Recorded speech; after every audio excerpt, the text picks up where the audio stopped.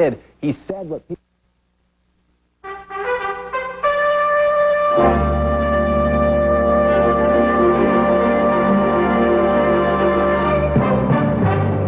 Good evening, I'm Jim Lehrer. On the NewsHour tonight, Gwen Ifill and Jan Crawford Greenberg of the Chicago Tribune preview the new Supreme Court term. Terrence Smith interviews Edmund Morris, author of Dutch, the new book about Ronald Reagan. Margaret Warner then runs a discussion about the book among NewsHour regulars Doris Kearns-Goodwin, Haynes Johnson, and Michael Beschloss, and Christopher Lehman Haupt of the New York Times. And Ray Suarez explores the legacy of Akio Morita, the man who founded Sony. It all follows our summary of the news this Monday. The biggest obstacle to feeding the world is not the food supply, it's just politics. Who is dedicated to opening the borders to get food to the people who need it?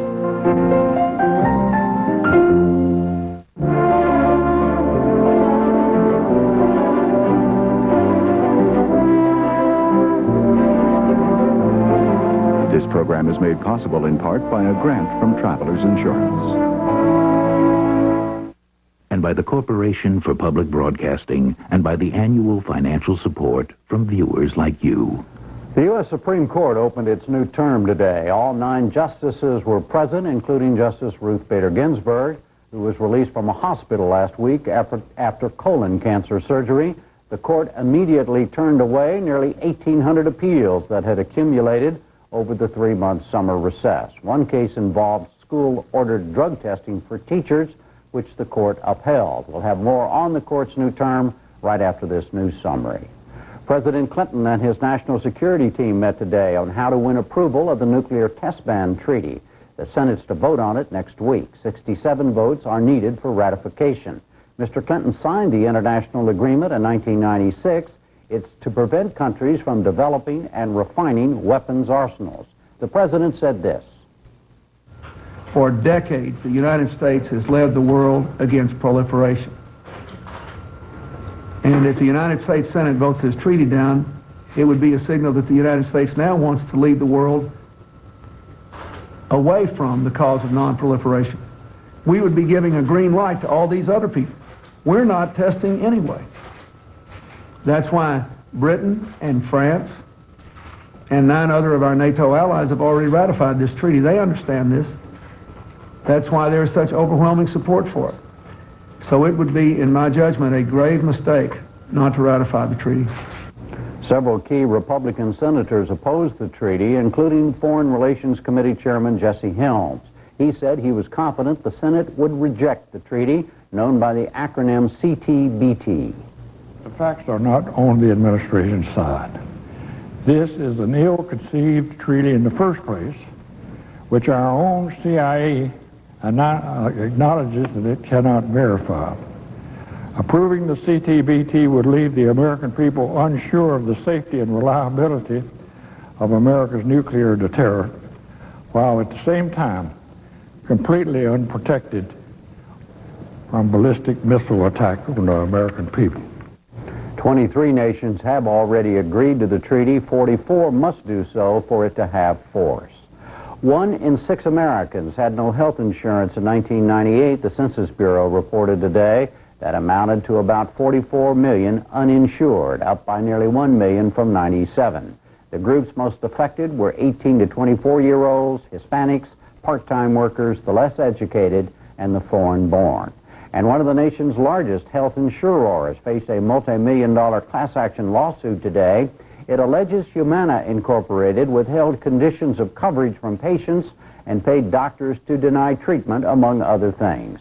The health maintenance organization covers 6 million clients.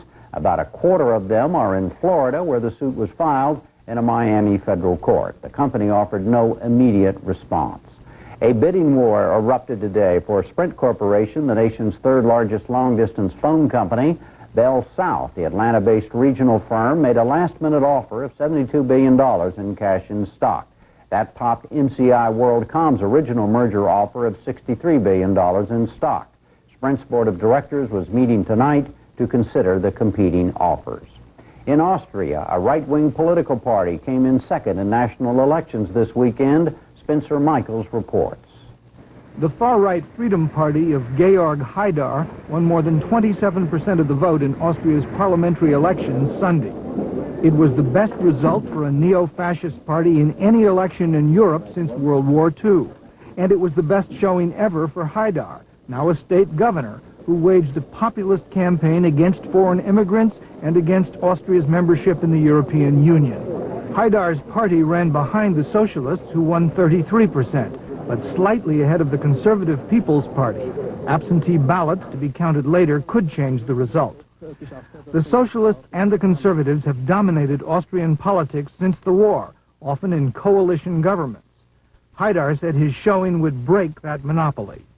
Ich glaube, dass uns der Souverän eine Chance gegeben hat. The Austrian people gave us a chance to remain the second largest political party, and now we enter an interesting new political spectrum for Austria.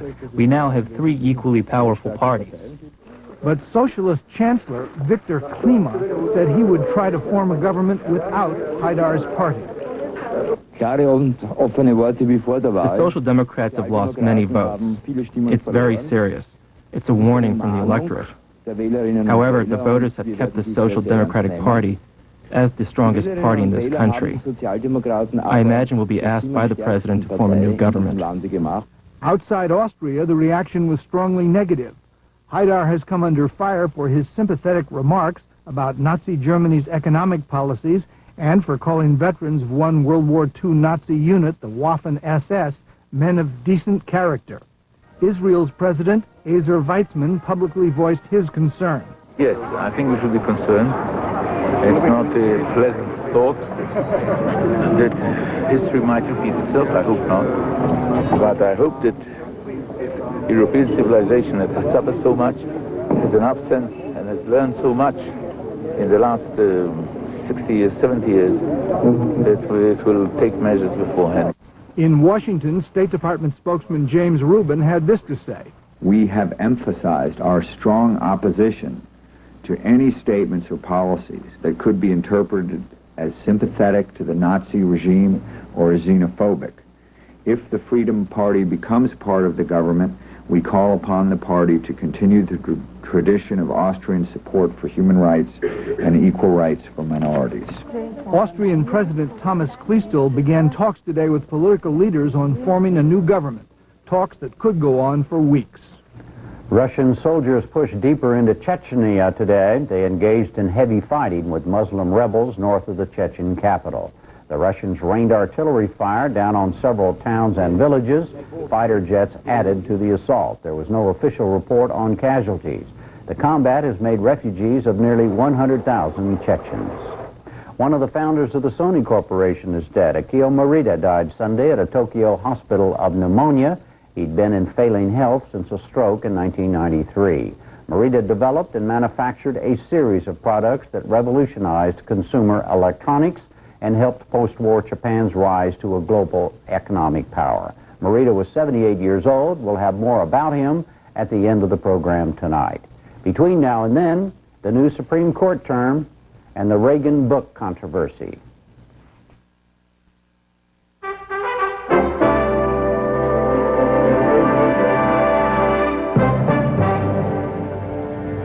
The Supreme Court's new term, and to our new senior correspondent, Gwen Eiffel. Welcome, Gwen. Thanks, Jim.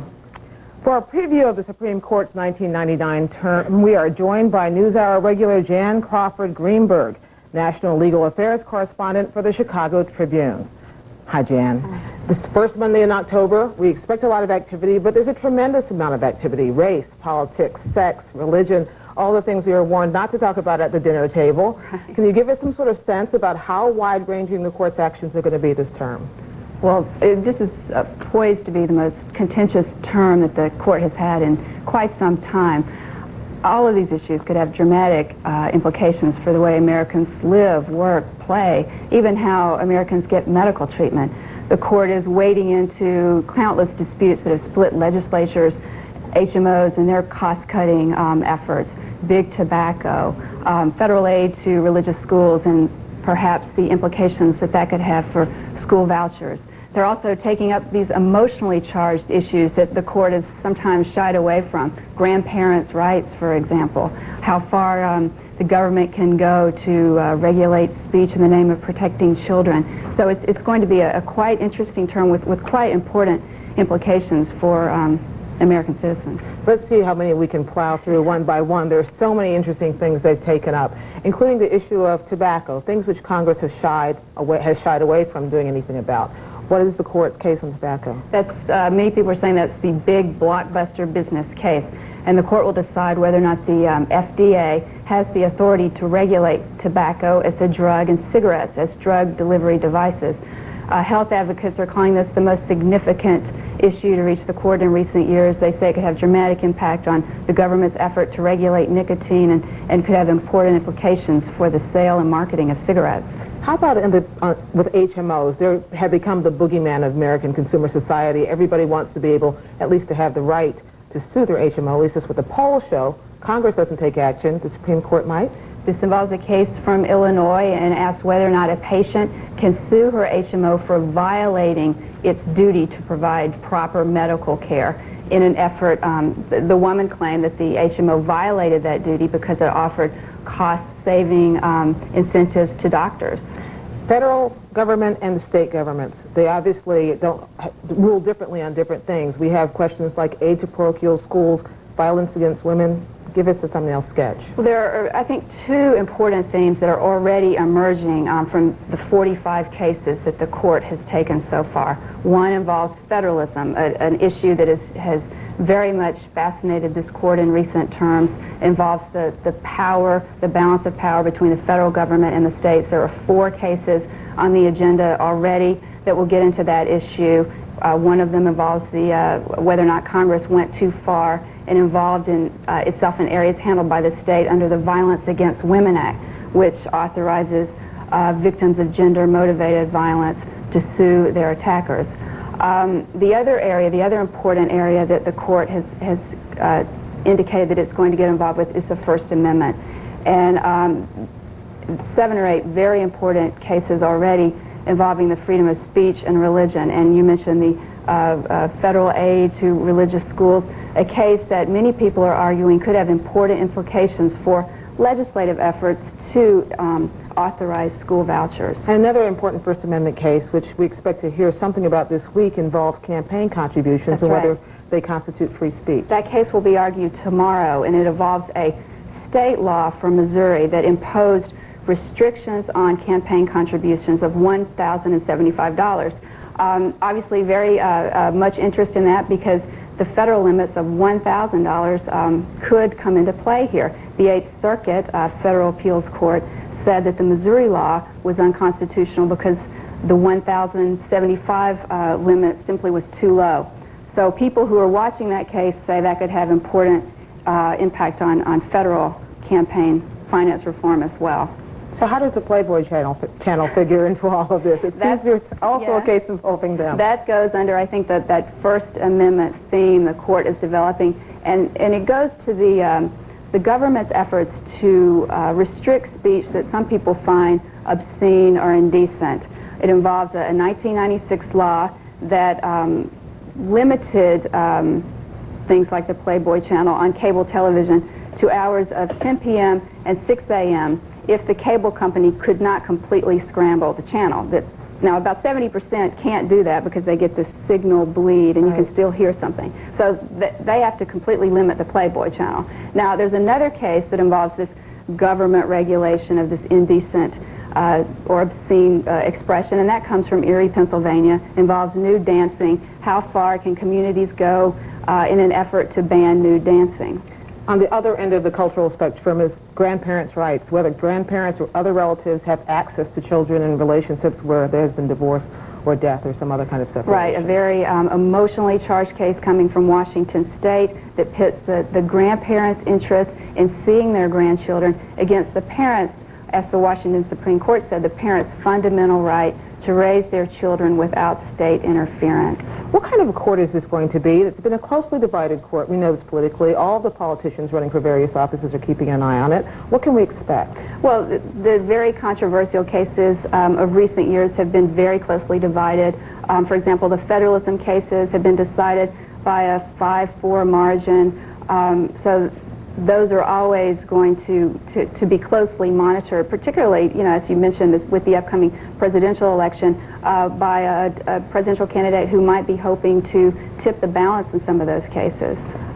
17 days ago today, Justice Ruth Ginsburg went into Washington Hospital Center and was operated on for colon cancer. Right. She's back in the court today, Right. and how did she look?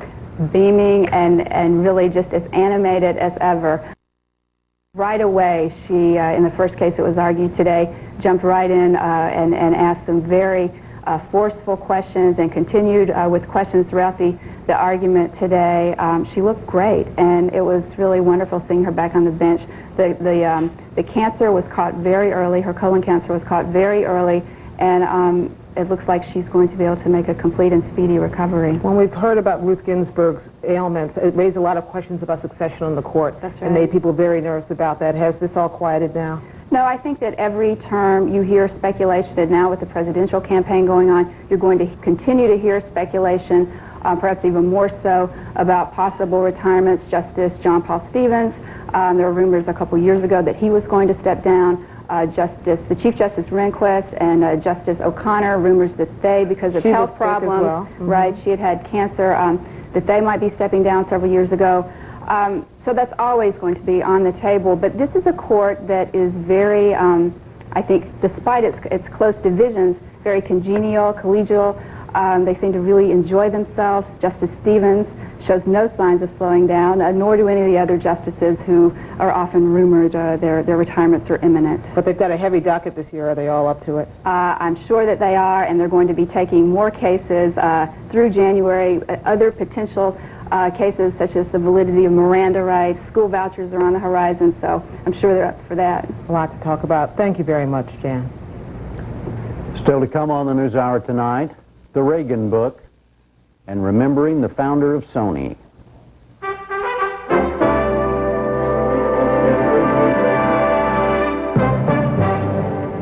The storm over a presidential biography. Media correspondent Terrence Smith begins our coverage. Dutch, the long-awaited account of the life and presidency of Ronald Reagan, started generating controversy even before it arrived in bookstores last Thursday. Former Reagan aides immediately challenged many points in the 874-page memoir by historian and biographer Edmund Morris. Mike Deaver, you know the Reagans well. Were the Bushes treated as, quote, downstairs people? I never saw that. I was there until May of 1985. I never felt that way. I just didn't see it. If what is printed in Newsweek is all that he wrote about Iran-Contra, he has it wrong. Morris himself has defended his work in repeated appearances on The Today Show, Larry King Live, and Meet the Press. But the greatest furor erupted over Morris's literary technique. CBS News correspondent Leslie Stahl described it on the broadcast 60 Minutes. What Morris decided to do, unlike other biographers, was put himself in the book as a fictional character, a fictional friend of the young Ronald Reagan. This will certainly open Morris to criticism, and even he admits the device is revolutionary. The Kenyan-born Morris introduces the device in the opening pages when he records his own birth in the American Midwest in 1912, years before he was actually born, in order to establish himself as a fictional contemporary of the president-to-be. He gives the reader an early hint of what he is doing when he writes, "The past is delusion. The future, illusion. One locates one's center where one can, or in cases like Reagan's, where one wishes." But the author never explicitly explains to the reader what is fact and what is fiction. At one point, for example, he depicts the fictional Morris and Reagan in college together. "I was introduced to Dutch several times, and each was the first as far as he was concerned." In addition to this fictional version of himself, the author invents a son, a late wife, and a lifelong friend. Morris even footnotes some of the references made by his fictional characters. The facts in the footnotes are real, but the characters, of course, are not. To the author's supporters, the device is a creative, even inspired literary technique that improves the book. To his critics, the device blurs the line between fact and fiction and leaves the reader confused as to what to believe. And with us now is Edmund Morris, author of Dutch, a memoir of Ronald Reagan. Mr. Morris, welcome. Thank you. The reviews are in. Some are positive, some are scathing. Words like disappointing, a travesty. There's been a great deal of this all week. I wonder your reaction, what you feel about the way it's been received. Oh, I knew from the start that the method was going to create violent controversy. I knew that in 1992 when I conceived of the method, and I welcome the controversy because I think the autobiography needs shaking up. The only part of the controversy I do not like is the criticism of prejudges who have not read the book, Reagan loyalists who had not read it and had to confess they hadn't read it on national television, but that didn't stop them from assailing it. And historians, oddly enough, for example, one, Douglas Brinkley in Newsday, I seem to have an inimical effect on historians named Brinkley, but this guy spent 3.5 columns berating the book and ends up, his final paragraph, well, I'm really looking forward to reading Dutch, a memoir. That kind of criticism I can do without. You call it Dutch, a memoir of Ronald Reagan, not a biography. A memoir. Why? It's a biography in the form of a memoir. It's a study in the phenomenon of memory. Not only my own memory of him as the president that I followed around and interviewed at length, but the memory that we all have now of this man who on the jacket of the book is receding from us. He lingers fondly in the American memory and is getting larger and larger the more we remember him. Is it a memoir of Ronald Reagan, or of Edmund Morris, or of the fictional Edmund Morris, or of the relationship between those people? It is a memoir of Ronald Reagan. It's a story of Ronald Reagan told by myself, but in an intensely nostalgic and memoiristic form. And woven into it is the fabric of his own memories of himself and his life. And I should say one thing, if I may, about the quality of this narrator. He is not, as Leslie Stahl said, a friend of the young Dutch. They're never friends. Reagan, in fact, is never aware of this narrator. I think of the narrator in terms of, as we all did as when we were children, when we went to the movies and we were aware of this projector behind us, sending out these magic fingers of light, projecting a movie. For the rest of our lives, we've been going to movies unconscious of the projector. I am the projector of a documentary movie about Ronald Reagan, which is absolutely authentic and thoroughly documented. Why the technique? Why did you find it either necessary or desirable to do? It was the only technique. I started off writing an orthodox political biography about Reagan and found within the space of 2 years that it was dying on the page. He resisted orthodox analysis because Reagan was a performer. He was a performer as a boy, he was a performer as an old man. And a performer is not comprehensible unless he is witnessed, unless there's a spectator there, unless there's an audience. I became his biographical audience. Do you have any second thoughts about it, given all the criticism? No. I rejoice in the method because I know the movie I project, the story I tell, is true and good. I know that my intentions as a biographer are honorable. Everything is documented. It's a true story. Could you have written the book without it, without the technique? No, I could not. No, I'm not Lou Cannon. I'm not an orthodox political reporter. Lou has in fact written several splendid biographies of Reagan from that reportorial point of view. But they don't capture his mystery. They don't capture the nature of Ronald Reagan, and that's what fascinated me. Now, some critics have described it as a distraction. In other words, they're forever sorting out. Is this the fictional Edmund Morris or today's Edmund Morris, or exactly who was what? Does that concern you? I expected that. The world is divided into those who can accept imaginative leaps and those who cannot.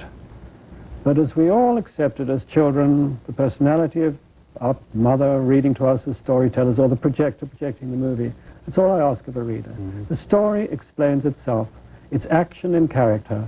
Ronald Reagan is a narrative phenomenon. There have also been comments and criticisms, as you mentioned yourself, from former Reagan aides who have sprung to his defense and taken great issue, umbrage even, with some of your descriptions of him. Any surprise in that? Well, not one of those aides, to my knowledge, at the time that they made these criticisms, had yet written the book. Had you read the book? Although I'm sure some of them would have loved to have written it. Mike Deaver is to me the most patient. He keeps saying, I have to read the book, and I'm waiting to hear what Mike thinks. But Ed Meese, for example, said, it is not only true, it's in Reagan's own diary, which I quote. He talks about Bud McFarlane coming in and authorizing the first contacts with the Iranians. I wonder if these criticisms of what you have said about Ronald Reagan have backed you into any sort of corner in which you're making more positive statements these days about Ronald Reagan than you perhaps otherwise would have offered. The book is overwhelmingly positive. It's very critical of him in private. You know, I recognize the fact on the page that Reagan could frequently be alarmingly boring and banal in conversation. He came up with the most astonishing displays of ignorance. I once remember him telling me that even the most polluted river in the world could be purified by flowing across 2 miles of gravel. Statements like that took your breath away. But the book is very meticulous in its description of how this surpassingly ordinary person in private became somehow magical when he went out onto the public stage and was indeed a potent and hugely effective president. You haven't felt on the defensive, any need to say more about him than you otherwise might because of all the criticism? I'm not defensive because I admit frankly I own up to the fact that I've written many pages that are going to distress his wife and distress his acolytes. We should always remember that these Reaganauts have him on their resume. And their golden years with him are all they live for. They talk about it all the time.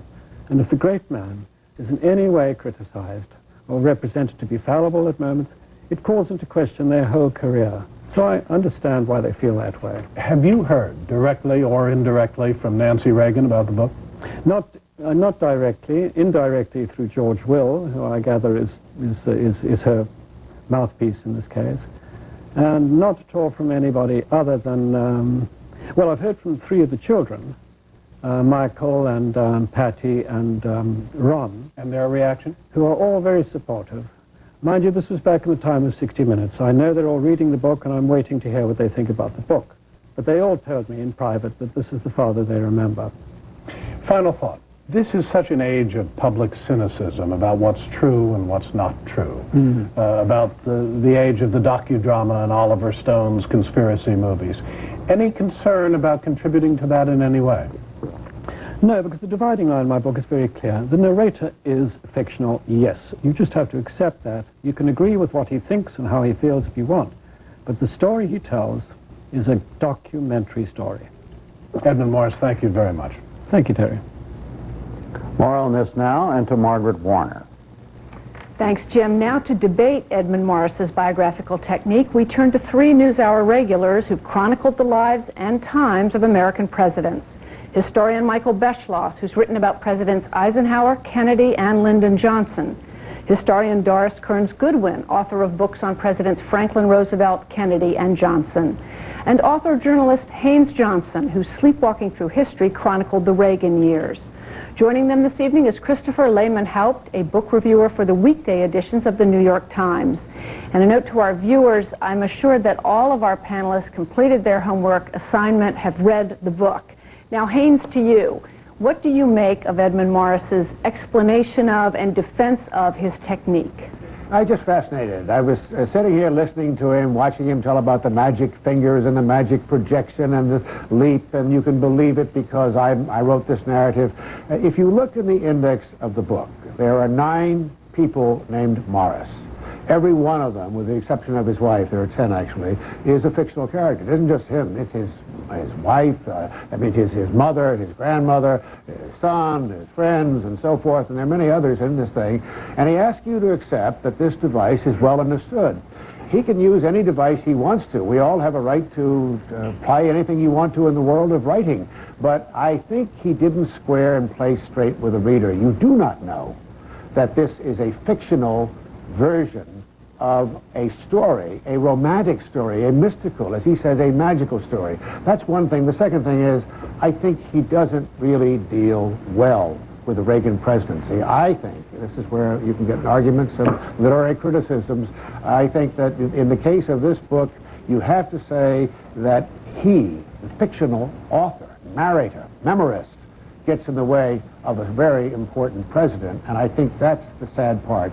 The other thing hasn't been said in this program, if I may just say one thing quickly. He is the only biographer in American history who was authorized by a sitting president to have the access over 14 years.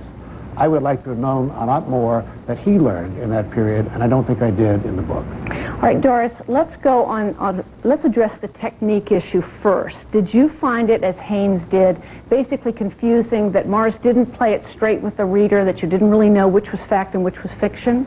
Well, I think if he had included a prologue at the beginning that described the technique, and secondly, if he hadn't put fictional footnotes in for the fictional characters, I think the technique would have worked. I understand that everything he did that talked about Reagan was sourced. He has evidence, he has footnotes, but footnotes are the building block for anybody reading a book, and because he went all the way to make fictional footnotes, I just don't understand that. But I do understand the dilemma he found himself in. He said he was back at Eureka College wishing that he had been back there in the 1920s when Reagan was there. The documents hadn't revealed the inner springs of Reagan's character. The interviews hadn't revealed it. So he needed to come up with some way that he as a biographer could go back in time and reenact experience. I remember being at Rose Kennedy's house at the Hyannisport compound when she was 90 years old, and it was eerily quiet. And I kept saying, suppose that the devil and damn Yankees came to me and said, I'll take all your research, all your documents, all your letters, all your diaries that you've worked on for 5 years, but I'll let you see them once, the way they were when Joe and Jack were alive, when Joe and Rose Kennedy were mother and father. I had this horrible feeling I would give them all up. Every biographer has to find the technique. Had he made it clear at the beginning what he was doing, had he not made fictional footnotes, it was his technique to create an impressionistic version of Reagan, which is quite dazzling the way it comes out. Michael, how did you see it? I think it is dazzling at points. I think his description of the assassination attempt in 1981, the summits with Gorbachev, and especially the crisis that Ronald Reagan had in his life in the late 1940s. You see Morris, this great writer that we saw very much on display in his biography of Theodore Roosevelt. But I'm very upset by, I think, what Haynes and Doris were saying, which is the idea of representing something as nonfiction, as biography, and to some extent straining the bond of trust between the writer and the reader. A lot of people are going to read this book who perhaps have not been exposed to the news coverage of the last week, and also in the future. Kids will get this out of the library, they'll pull it off the shelves. They won't see the jacket necessarily that says that this is somewhat fictionalized, and they're going to assume that Edmund Morris is someone who was Ronald Reagan's contemporary and viewed him throughout his life. They're going to assume that the gossip columnist whom Edmund Morris invented and who's in that book existed, and that's something I think it's hard for a nonfiction writer to be in favor of. If there had been something in the text explaining this device, I think if he had taken out the fictional footnotes, and I think also perhaps it's a little bit too much even to refer to this as biography. Edmund said in his interview, which I thought was terrific, the interview that Terry did with him, he said the art of biography needs shaking up. He said elsewhere that he's created a new biographical style. I'm really worried about that because what that suggests is that in the future, Edmund is someone that people are going to emulate. And I think we can very well expect 5 years from now, 30 other biographies being published by people who wanted to get inside their subjects, and so therefore they fictionalized as well. We're in an era in which fact and fiction are blurring, and I'm a huge... Chris Lehman-Haupt, your review, which was a good review of the book, you seem to find the device useful. Well, it was a good review, thank you, but it was also positive. Positive is what I meant to say, as well as good. Thanks. Well, I was initially shocked. I very much disapprove of the technique in theory, but I was instantly alerted when I learned that Mr. Morris was born in, I think it was 1912. I knew that couldn't be, and so I began to look as I read for what was real and what was made up. And I think while the book is difficult, and good books often are, I think it deconstructs itself as you go along, and I haven't thought it through. I think Mr. Beschloss's point that what is a reader in the future going to think, but I suspect that you can figure it out if you read it carefully enough. I also think by that time it will be known for its fictionalizations, just as certain highly experimental fictional works are known for their breakthroughs in form. So once I knew, I found that, I even found the distraction almost helpful in the sense in trying to pick your way through what's real and what's false, what's presented actually and what is kind of elided between reality and fiction. I found myself thinking in the way that I used to think about President Reagan anyway. So while that may be what they call the fallacy of imitative form, I found it helpful and useful in getting inside of Reagan. The other big criticism, which has not necessarily been put up forth by the three distinguished people on this program, is that Mr. Morris wasted all this time when he could have been giving us the real history of the presidency. I mean, I really dispute that. I think that his assignment was not to look at the presidency, but to look at the president, to inhabit the center of power, is not necessarily to inhabit the tentacles of power.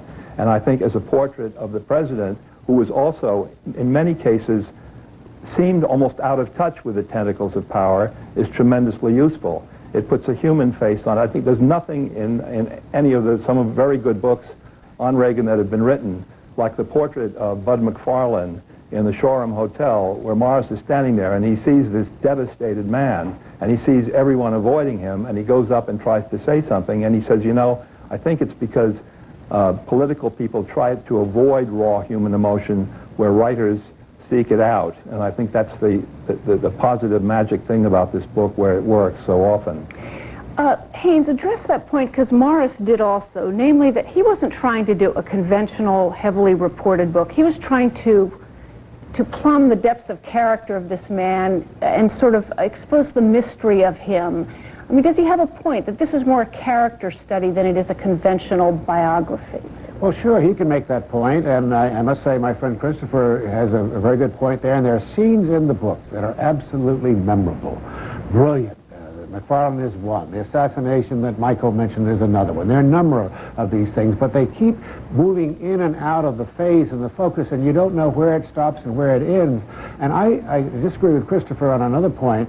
You don't have to give the litany of the record of the presidency, but I think you have to come to terms with what kind of president was he. And here, for example, nowhere in this book is the name the Wall Street Journal mentioned. The editorial page, which was so central in his thinking.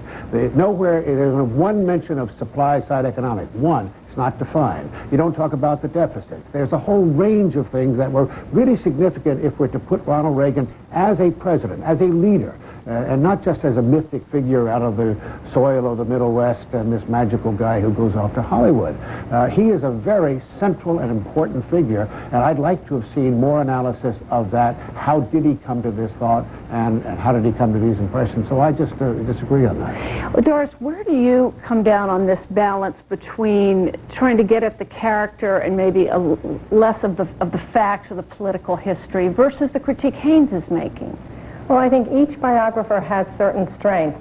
Some are more journalists, and had they chosen a biographer who was more of a journalist, then they might have gotten a fuller report of what went on in Reagan's presidency. And it's true that Morris was there, had an extraordinary opportunity, but he has to bring his strengths and his talents to the job. And even if you look at the Teddy Roosevelt book, its incredible strength is portraiture. It's not even a history of the era that's so extraordinary. It's portraiture. So if they knew what they were doing, they were getting a portrait.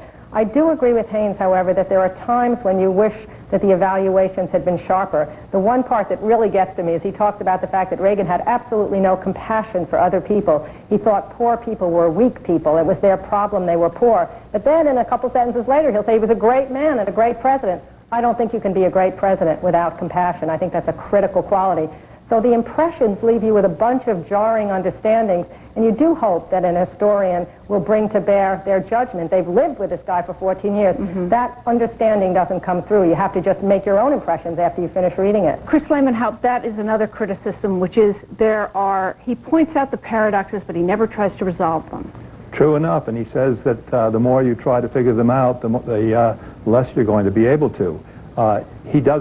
He says that Reagan lacks compassion for the people, but he has the most extraordinary scenes in which he says that he thought that Reagan was not even aware of his presence when he was worried about something. I've forgotten the particular example. And that when he saw Reagan the next day, Reagan not only knew what he was thinking about, but he said, you know, you really shouldn't worry about that. I'm being general because I wish I could remember the specific example. But that kind of example of Reagan's extraordinarily, his total unpredictability in knowing what he was sensing and what he wasn't. I think he gets that across, and I think he gets across the implicit judgment that he thought he was a great president, even though he doesn't spell it out in exact words. No, he doesn't mention supply-side economics, but he gives this portrait of Reagan's relationship with Stockman. And if you know the framework which has been given so well by people like Haynes Johnson, then you can read into it exactly what's going on there. All right, I want to get back to Michael here. Do you think that this technique does add something, when all's said and done, to our understanding of Reagan the man? I think it does, and my big quibble is with the way it was labeled, because I think it shouldn't be called nonfiction or biography. There's an honorable history of fiction that's written about political leaders. Gore Vidal on Lincoln, Robert Penn Warren on Huey Long. They felt that they had to resort to fiction in order to explain pretty complex and rather indecipherable figures, but in the end they call them novels. They labeled them as such. All right, well, thank you all four very much. Welcome.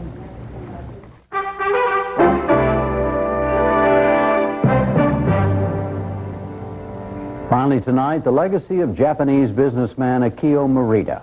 Ray Suarez, making his debut as a senior correspondent on the NewsHour, has that story. Welcome, Ray. Thanks, Jim.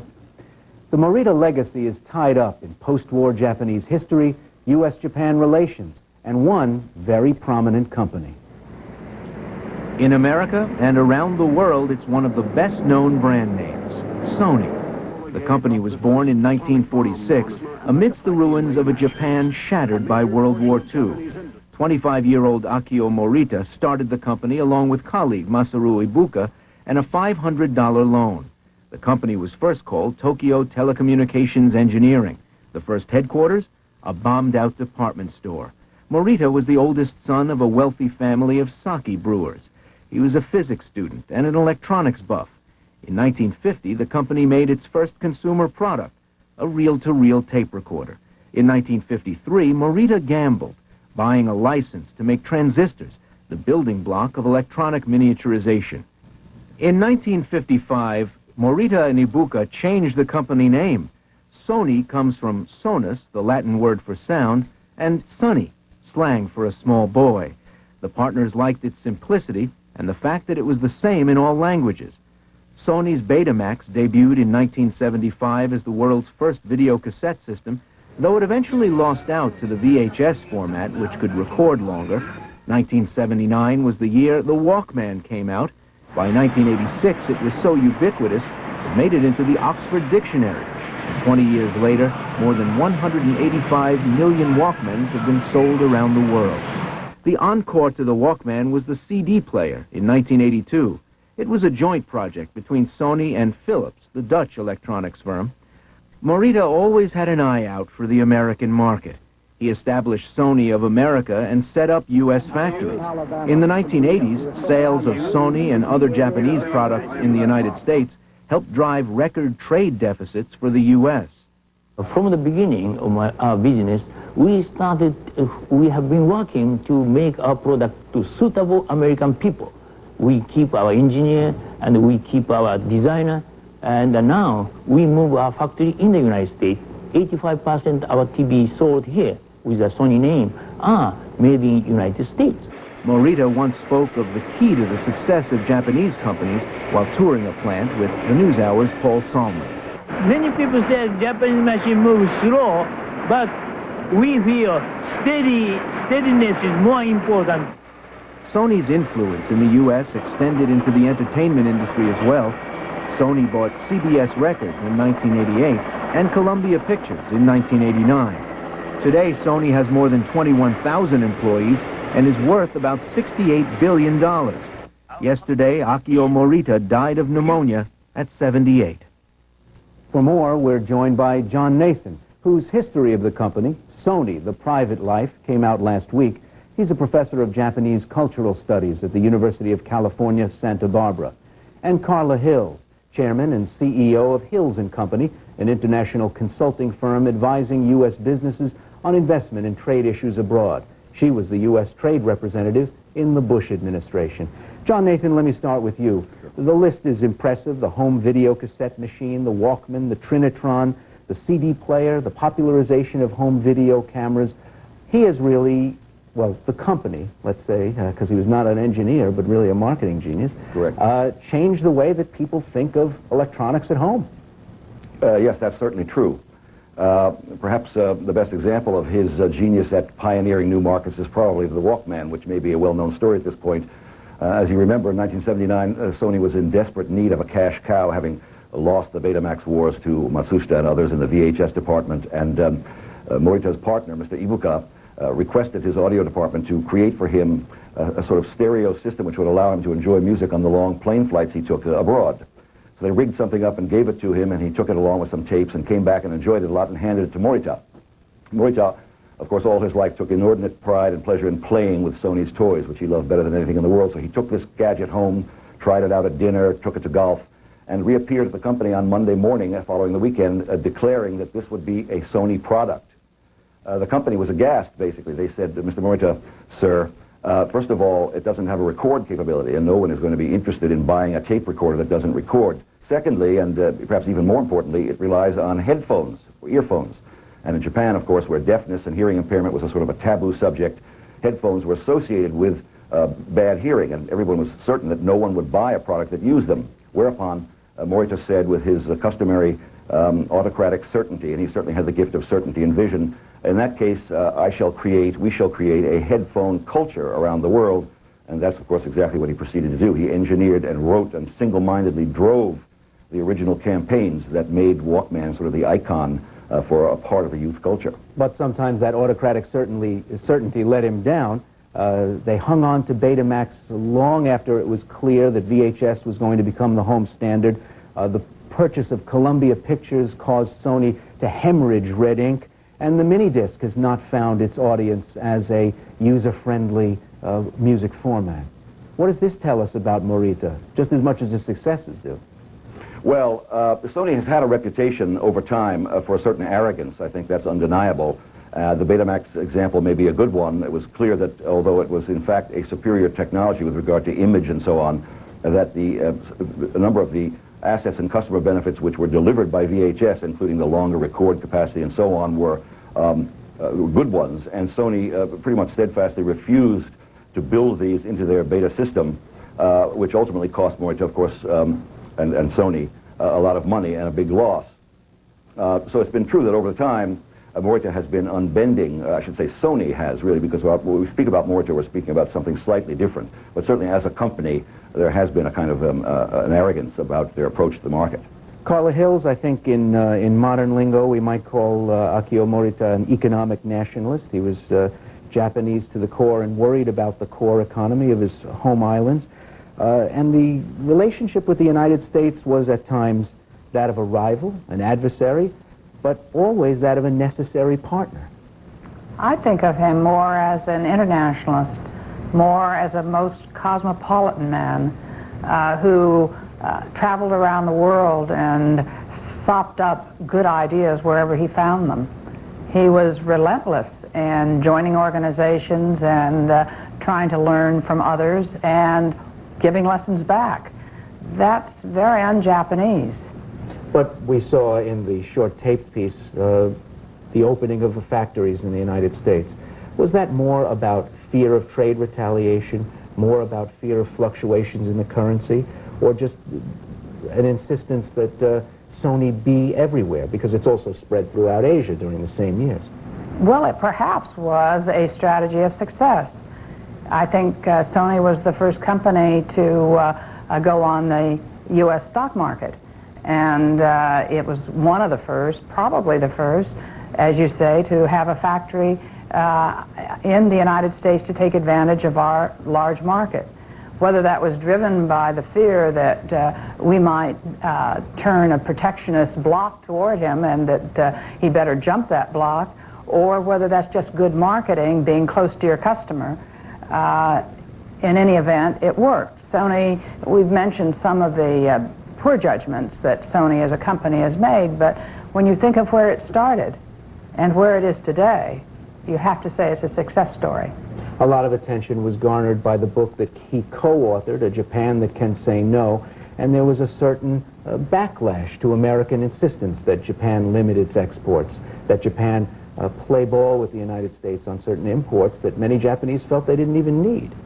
It was a book that I think caused him some embarrassment that he co-authored with Ishihara. And really the strident comments mostly come from those pages that his co-author wrote. But I know he didn't anticipate that it would be translated into English, and I think he backed off considerably from his co-author's stridency, because he did spend a lot of time in the United States. I do think he got some very good ideas from the United States, and he did lecture us a bit upon excellence.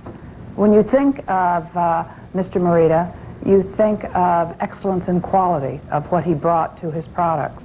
And I can recall American companies, very large companies, saying, I cannot believe the Japanese have only 1 defect per million. We can't drive our figures down to 20 defects per million. And yet we did. We did because we were in competition with the Japanese. And today, we're much more effective as manufacturers than we were 2 decades ago. So, John Nathan, when people talk about Morita as understanding the United States better than a lot of his counterparts in Japan, a fair bit of praise for him? Well, I think this is a very complex issue and one that takes us into the heart of who Morita really was, the sort of man behind the dazzling mask, Ray. Carla spoke of Mr. Morita as an internationalist, and certainly the legion of powerful business and government figures in the United States and Europe who knew him and experienced him all over time would all tell you that Akio was the only Japanese they had ever known who could really have a dialogue, who was accessible, familiar, easy to talk to, and whom they understood on the personal level. I think, in fact, that there's abundant evidence to suggest that, in fact, Morita was lumbered, if you like, with a very, very traditional Japanese background, that much of what went on in American Western society was an affront to him and presented many problems to him in terms of sensibility and approach, that he was, in fact, at pains to simulate a kind of easy familiarity and accessibility which he needed and which he used very well, but which cost him very considerably. And you mentioned this book, Japan That Can Say No. I mean, his inordinate reaction, the chagrin he felt and his rage upon learning that that book had been, in fact, released in a pirated edition and was being used on Capitol Hill as an example of Japanese perfidy, is one little example. I mean, really, there was nothing in that book, particularly on his part, that he hadn't said many times before, but it was as though a mask had slipped momentarily, allowing Americans to see that Morita was someone who often was appraising them from a distance, often critically, rather than being one of them. And this kind of disclosure was something that he was very, very upset about emotionally as a human being. Well, Carla Hills, we were discussing earlier that you think the end of the Morita era sees Japanese-American industrial and political relations in much better shape than they had been earlier.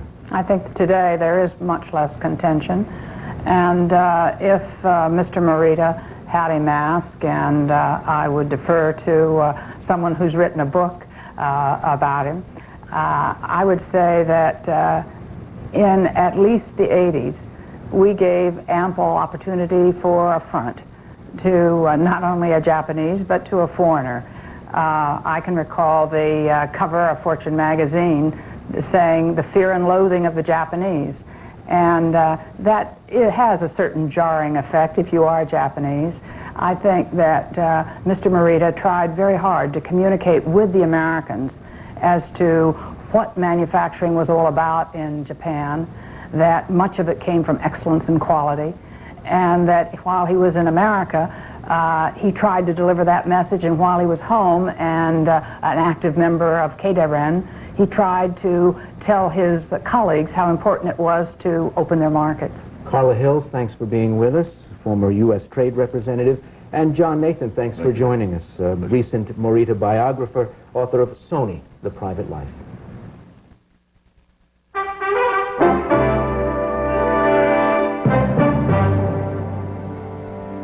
Again, the major stories of this Monday. The U.S. Supreme Court opened its new term, turning down nearly 1,800 appeals that had accumulated over the 3-month summer recess. The Census Bureau reported 1 in 6 Americans had no health insurance in 1998, And Bell South and MCI WorldCom got into a bidding war for Sprint Corporation, the nation's third largest long-distance phone company. We'll see you online and again here tomorrow evening. I'm Jim Lehrer. Thank you and good night.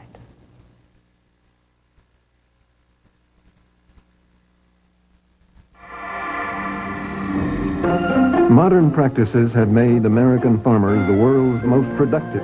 Who helps put the people who grow the food in touch with those who need it? And by Solomon Smith Barney. Will we ever say, fill her up with hydrogen? One thing's for sure, opportunities abound.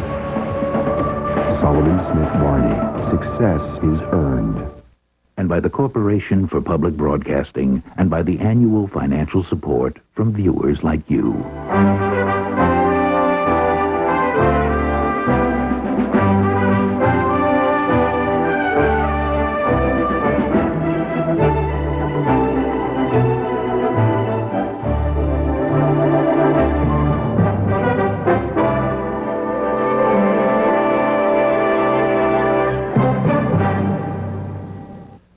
Video cassettes of the NewsHour with Jim Lehrer are available from PBS Video. Call 1-800-328-PBS-1. This is PBS.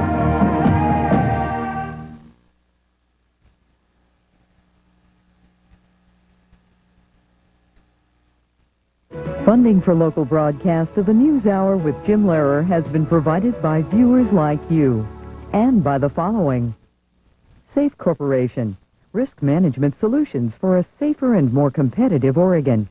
Safe. On the job for Oregon.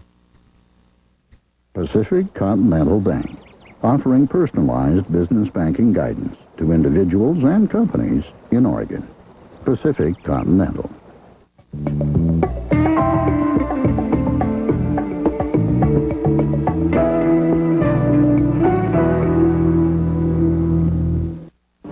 On the next Red Files, they were the soldiers on their nation's battlefield, their victories overshadowed by the system. I was in big prison. You can't live without freedom. You can't live without, you can't move anywhere. From the ice rinks to the track fields, meet the players in the Soviet Sports Wars on the next Red Files. Politics, World government. business, Technology. science, Architecture. journalism, Sports. culture, Literature. art, Film. television, Theater. dance. The people you do know The people you should know tonight. on Charlie Road. Corporate member Elvis and Bonaparte Advertising has made a major contribution to the Oregon Public Broadcasting Program Fund for Excellence. Additional funding has been provided by you, the contributing members of OPB.